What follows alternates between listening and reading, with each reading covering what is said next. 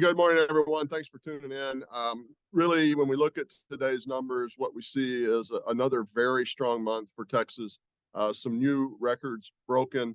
I think some longevity in the workforce data that we're seeing that would indicate what we've been seeing over the last several months sort of remains true. Unemployment rate remaining pretty close, actually exactly the same as it was last month.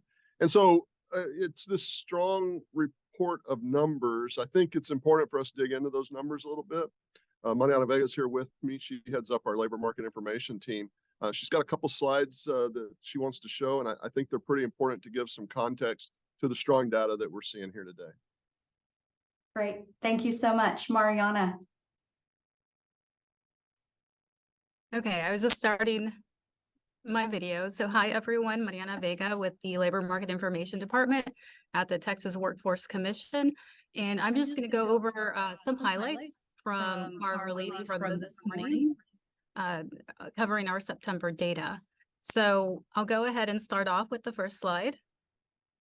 This is our jobs report. So we did add 61,400 jobs in September. This is more jobs than any other state. So we have gained employment for 24 consecutive months, giving us record high employment at this point. We surpassed 14 million jobs recently, and we are now at a series high of over 14 million. The number is right there, just to be exact, 14,049,400 jobs. Texas does outpace the nation in terms of over the month and over the year percentage growth. And in fact, Texas annual employment growth increased more than any other state, with 435,800 jobs added in the last 12 months. Moving on to the next slide, which shows industry employment, we did see 9 major industries add employment over the month. The top 4 sectors driving growth were trade, transportation, and utilities, which added 15,200 jobs. And within this major industry, all of the components that make up this industry added employment. So we did see growth in wholesale trade, retail trade, in transportation and warehousing and utilities. They all did really well. Professional and business services added 14,900 jobs over the month. And again, all of the subsectors within this particular major industry added jobs over the month. However, most of the growth we saw in professional, scientific, and technical services, which added 12,600 jobs. Private education and health services added 13,800 jobs, with most of that growth stemming from healthcare and social assistance. That particular sub-industry added 11,200 jobs. So what we've seen in healthcare and social assistance is this particular industry was showing a bit of a slower growth in 2021. However, this industry has really picked up and has been growing well in the last 2 years. Manufacturing added 8,000 jobs. And again, we saw growth in both durable and non-durable goods manufacturing. We did see some job losses. Other services lost 2,400 jobs.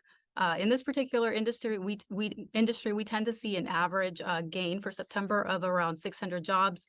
However, in one of the subsectors, and we did have to look at not seasonally adjusted data, personal and laundry services lost 2,200 jobs over the month. However, I will say that the annual growth rate for this particular major industry does stand at 4.3%.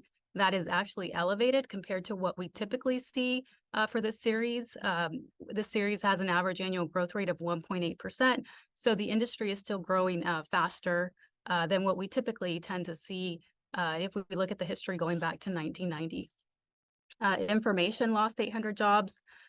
In this particular major industry, we have seen employment decrease over the last 3 months. However, again, this is an industry that's been growing at a very healthy rate for the last 2 years, and it's actually seen record high employment levels that we haven't seen in over 20 years. So it's doing well overall. All of the major private industries had 28 consecutive months of annual growth. And so moving on to this next particular chart, which shows over the year employment growth for Texas for our metro areas. And you can see the yellow bars. Those indicate that those areas have not recovered to pre-pandemic levels. Wichita Falls is in red, or orange, I'm sorry, to indicate that while it did recover, it has fallen back below pre-COVID employment levels. So Wichita Falls and Beaumont and Odessa are only 300 jobs away from that February 2020 pre-COVID employment level. Beaumont Port Arthur is a bit farther. It's 2,500 jobs below pre-COVID employment level. However, if you look at the chart, all of the metro areas are expanding over the year, and Midland leads with a 4.9% annual growth rate. And actually, with that growth rate, it ranks number 2 in the nation. So that looks really great. Additionally, we did see 12 metro areas that recorded record high employment levels. In September, we did see another 7 metros that actually reached record employment highs in the last 6 months. So moving on to the unemployment rate, this is one of the most widely recognized economic indicators. It did hold steady for both Texas and the U.S.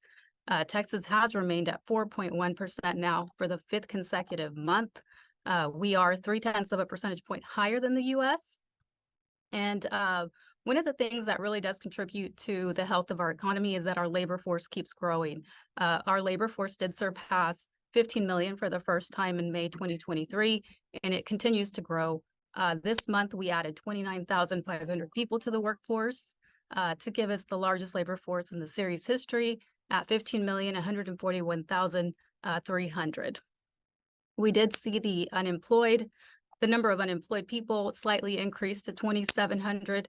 However, the number of people employed actually stands at a series high of 14,515,800. We've seen the number of people employed increase pretty much consistently since May of 2020. In this month, we added 26,900 people.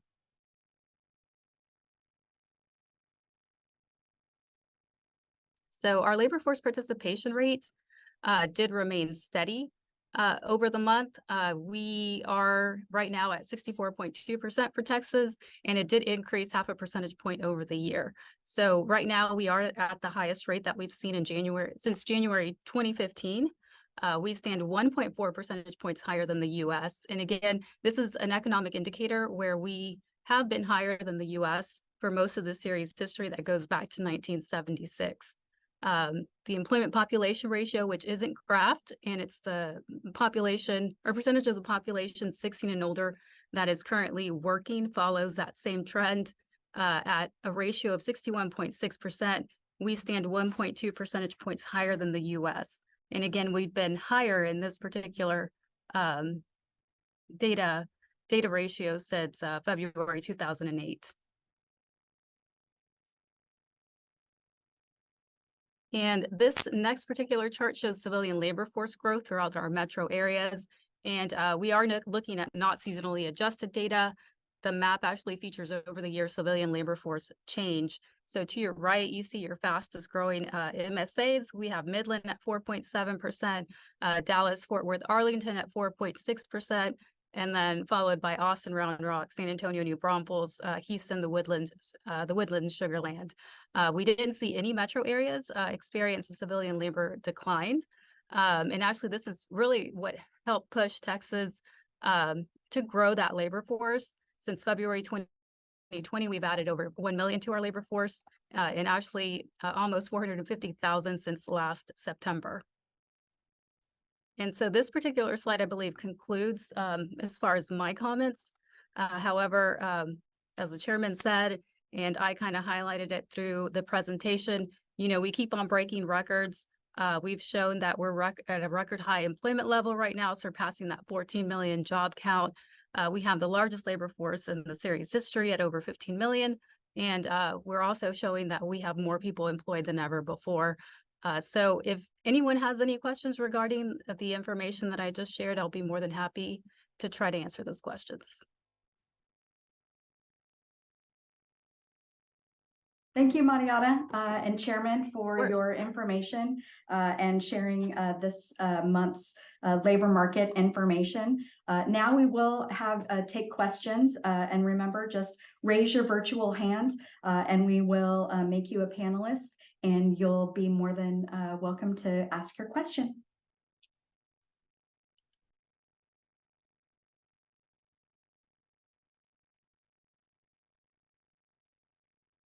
Give it just a minute.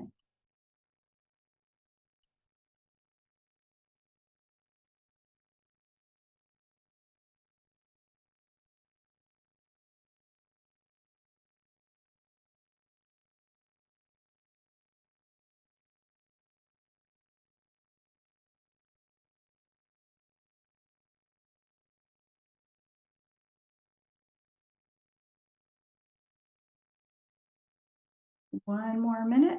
Couple of people joined.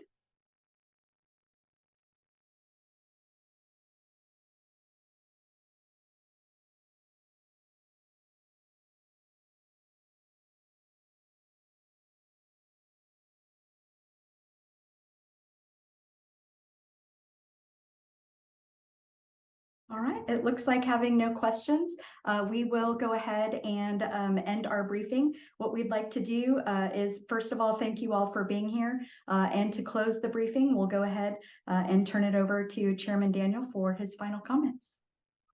Aaron, thanks once again. Appreciate everybody joining in. Look, the numbers that we're seeing are supporting what we're hearing anecdotally from employers across the state. They are, in fact, still hiring. People are, in fact, still wanting to go to work. We're still seeing a lot of movement in that area. 2 consecutive years of record-breaking growth, and we're still seeing solid points on both sides of the equation. TWC continues to pursue some upskilling and reskilling options in local areas to ensure that we have the workforce that's available for the employers that are trying to hire. We're seeing good demand for those programs, and we're seeing good demand across a whole swath of employers. And when we look at the whole range of what we're seeing, we like to see that kind of growth with both geographic distribution and also with occupational distribution. So, we see a great set of numbers supporting the anecdotal information, which would tell us to stay our course, continue to offer the programs that we're offering, continue to offer the assistance that we're providing both employees and employers in the state's market labor force. Fantastic. Thank you all for attending. Thank you, Chairman, and thank you, Mariana. We will make this recording available to you immediately following the briefing. Thank y'all.